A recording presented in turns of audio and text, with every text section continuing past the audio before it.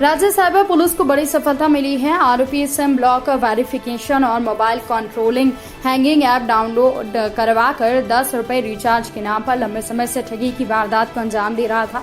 आरोपी बेरोजगारों को नौकरी दिलाने के नाम पर लाखों रुपए की चपत उन्हें लगा चुका है। साइबर पुलिस ने आरोपी को बिहार के पटना से गिरफ्तार किया।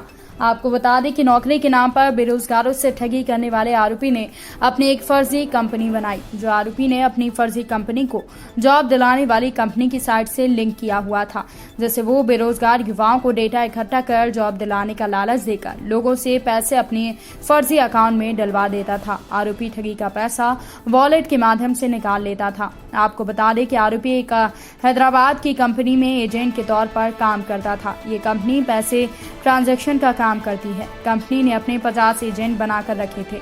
एजेंट कंपनी को कस्टमर जोड़ने का काम करते हैं। वहीं कंपनी ने भी अपने सभी एजेंटों को आसानी से पर्सनल वॉलेट बनाकर दिया था, ताकि पैसे ट्रांजैक्शन में अगर कस्टमर का पैसा रिफंड करना हो तो एजेंट खुद पैसे रिफंड कर सकते हैं। इसी का फायदा उठाते हुए आरोपी ने ठगी के पैसे कंपनी में वॉलेट में डालता था, जिससे वो रिफंड के नाम पर 2-3 हजार रुपये फर्जी अकाउंट में डाल लेता था। कंपनी को लगता कि ये पैसा कस्टमर को रिफंड किया गया।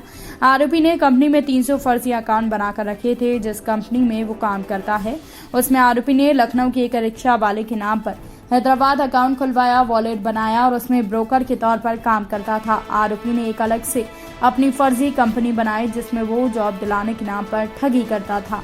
आपको बता दें कि आरोपी बेरोजगार युवाओं से उनके दस्तावेज ले लेता था और उन्हीं दस्तावेजों से वो जिस कंपनी में काम करता था फर्जी अकाउंट खोल लेता था। आरोपी फर्जी अकाउंट बेचने का काम करता था।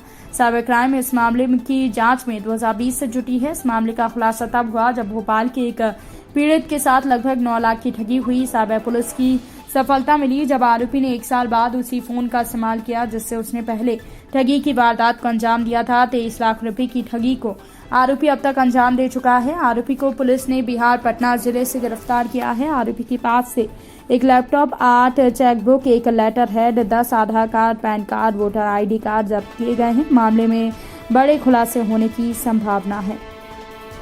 अकाउंट खोलने के लिए सारे कागज़ इसके पास ही ऑलरेडी उन्हीं व्यक्तियों से लेता था, ठीक है। फिर ये क्या करता था कि आपका जो एड्रेस है उसको मॉडिफाई कर दिया। अब बैंक की किट किसी को बाई हैंड नहीं दी जाती, सबके पास उस एड्रेस पे आती है, ठीक। तो जब सबके एड्रेस पे आएगी तो ऑलरेडी जिसने एड्रेस दिया हुआ उस एड्रेस पे इसके पास पहुंच जाती थी। फिर ये वो किट अपने कब्जे में कर लेता था।